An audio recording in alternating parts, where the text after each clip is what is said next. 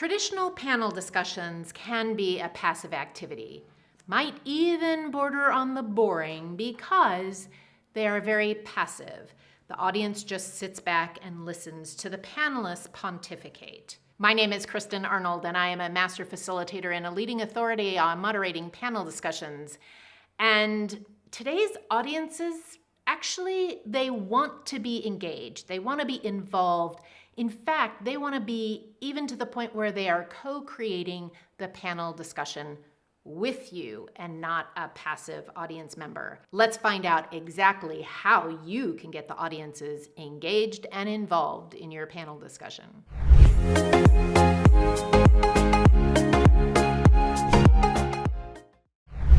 So I believe that panel discussions can be vibrant and engaging and actually inspire the audiences to take action, but it does require a bit of intentionality on the part of the meeting organizer and the panel moderator. In this video, I'm going to cover 16 different ways that you can engage the audiences easily. However, it will take a little bit of forethought on your part. Let's dive right in. First, let's think about engaging the audience even before the panel starts. You can engage them through social media.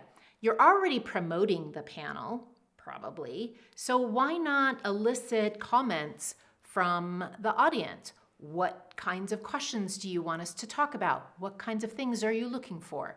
These are ways that you can collect information. Now, you might also, as a panel organizer, have an email list of all the attendees. You could send out an email to all the attendees saying, we're having this panel. What questions do you have? What kinds of things do you want us to cover? Who would you even like to be on the panel if you haven't figured out who your panelists are yet? You can get the audience engaged beforehand. Even in that email blast, you could send out a link to a survey where you get people's perceptions about that panel topic. These are simple ways that you can engage the audience even before they walk into the room. Now, let's talk about walking into the room.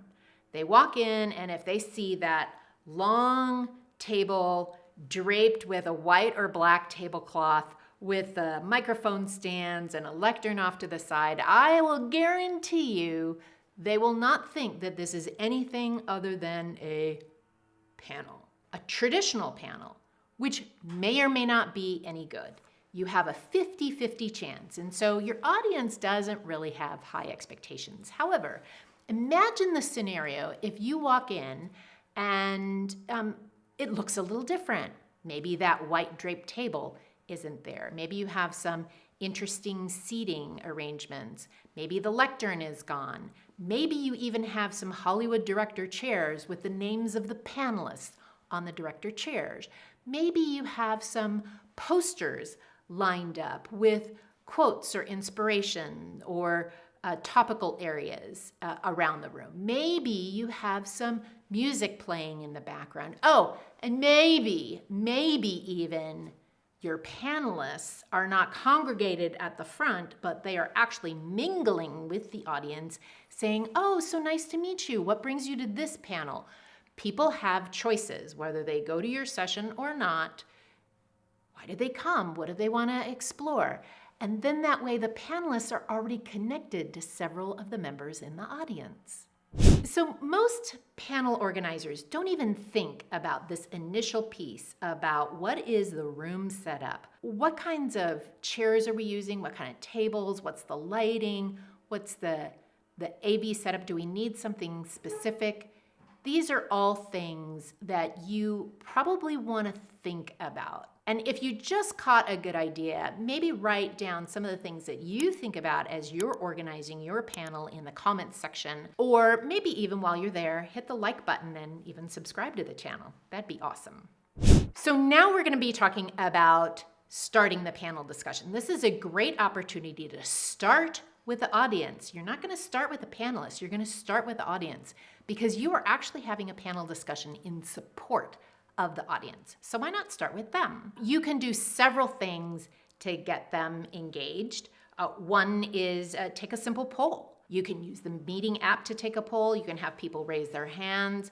You can have them use flags. I like doing this. In fact, I just did this last week, and I put these flags, I put them like this at the chairs, and then if I can get the little gasket off of it, and what I explain is that the green is you agree, yellow is, I don't know, I'm on the fence, and red is, no, I don't agree. So you could ask a question like, how many do you agree that we should X, Y, and Z? How many of you agree, disagree? And you're taking a poll. Now, what's nice about using something visual, whether you're using flags or a hand raised, or you can even go the cheap way and go use some cards. I've got a card that says agree or yes, and one that's neutral, and a red one that says disagree, low. On the back side, it says low. You can use these cheap way. Use the meeting app if there's a polling feature, but you're starting with the audience. You could say, please raise your green flag. How many of you are brand new to this industry? How many of you have been in this industry for 1 to 2 years? How many of you have been here for 3 to 10 years? How many of you think you should be on this panel? It's a fun way of getting the audience engaged and interested. So try thinking about doing a poll of some sort. You can make it as easy or as elaborate as you like. In your introductory remarks, you also want to be talking about how you're going to take questions from the audience. Now, I suggest that you have a Q&A strategy, whether it's you're going to take questions as you go, you're going to save questions for the end, you put questions in the meeting app, you're going to not do Q&A at all, which is also a strategy, but even you can keep the Q&A going and then make sure that that's follow-up opportunities for your client. You could use question cards. Back in the day before we had meeting apps, we had question cards, which actually I still like old school sometimes. With smaller groups, it actually is kind of fun to have people talk in small groups about what kinds of questions that they want to ask, and then we collect the cards and we use them during the Q&A, or you can actually have those questions drive your entire panel discussion. That's what's called a crowdsourced Q&A. There are all kinds of ways that you can engage the audience right before. You might do a quick quiz, like, is this a fact or is it fiction? A friend of mine, Brian Walter, he calls it fact or crap, and have people shout out, it's a fact, it's crap. Okay, maybe I'm getting a little carried away. Use your own creativity about how you want to engage the audience. And I suggest you start right at the beginning. Okay, now I am going to share with you my absolute favorite opening activity, and I am going to date myself here, but if anybody remembers the newlywed game, you had a husband and a wife who would try to guess what the answer was, and they would write it on a big piece of foam board. So what I do is I suggest to the panelists, and I tell them ahead of time, we're going to play the newlywed game, and I'm going to ask you a question about the topic. And I always tell them what the question is ahead of time. Please think of a one-word answer that's kind of quirky, interesting, makes me want to lean in, and do not share it with your fellow panelists. So at the start, I introduce the topic, and then I go into the audience and I say, okay, we are talking about disruption in our space. What's the one word that comes to mind when you hear disruption? And while the audience members are talking about it to each other, the panelists are writing down their word. So I give them a foam board and I give them a big Sharpie marker. And then on a count of 3, first I go into the audience and I debrief a couple of their answers, which is always interesting. And then on a count of 3, I have the panelists turn over their foam board. So on a count of 3, 1, aren't you excited to know what I've written on there? 2, 3. And you go, bacon? And the panelists look at each other and they're like, what? And then you go, Kristen, you are an authority on moderating panel discussions. Why did you write bacon when it comes to disruption? And I'll go, I'll tell you why, because bacon tastes really good, but sometimes it goes down pretty horrible. Okay, this was the most creative word that I've ever seen that showed up, and I don't even remember what the context was, but I do remember the word, and it got everybody talking. So that's the newlywed game.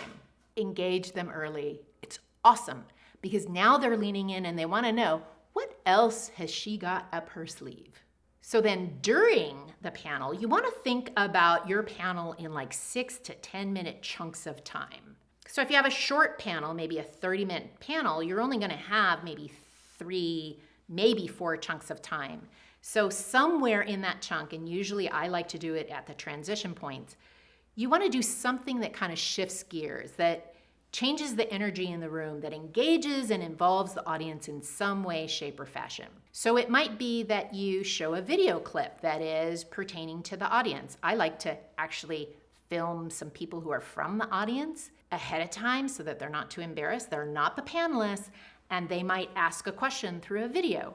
Or there might be a video kind of montage about what the topic that you're talking about. Or once you've taken a poll, and you've taken another one, don't take another one. So do not overuse the poll. You might have a hot seat where somebody has a question and they're gonna get some real-time coaching from the audience. You could do Q&A.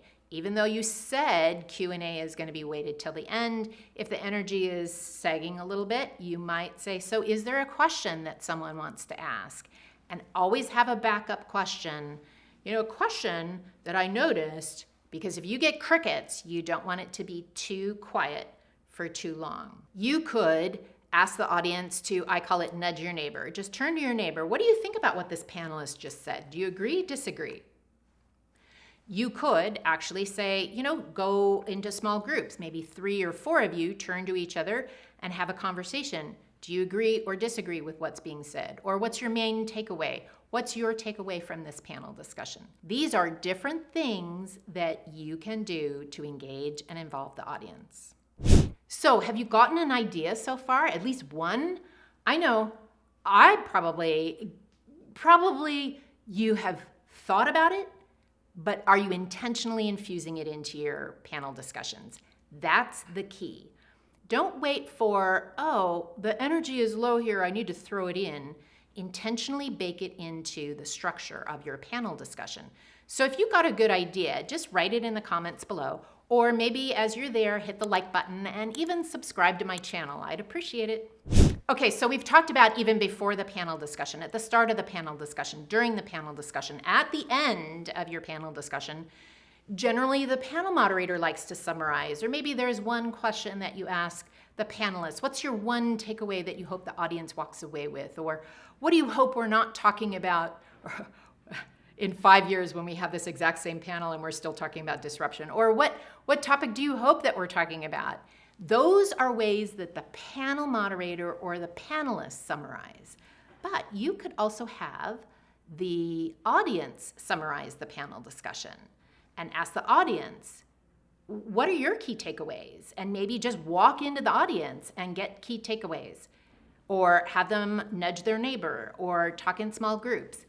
But that's a nice way of summarizing the great value and benefit that your panel brought to your audience. The late, great Bob Pike, he was the founder of Creative Training Techniques, and he said something that really resonates with me. He said, never do for the audience that which they can do for themselves.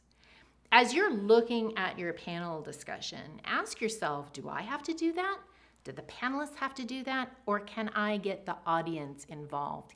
Even something as simple as putting out some handouts or takeaways for the panel, or helping people sit in their seats, their ushers, or help you put up the posters that you're displaying, or any of these things. Ask yourself, do you have to do it, or can you get someone else involved? Because when people are more involved, they're more committed and they're more interested in the outcome. And they tell others, so that promotes more excitement for your panel. A great panel engages the audience even before they walk in the room, as they walk into the room, at the beginning, in the middle, and at the end. If you want more tips about how to moderate a panel, just go to www.howtomoderateapanel and you'll see my 7-part free video course. Thanks for watching.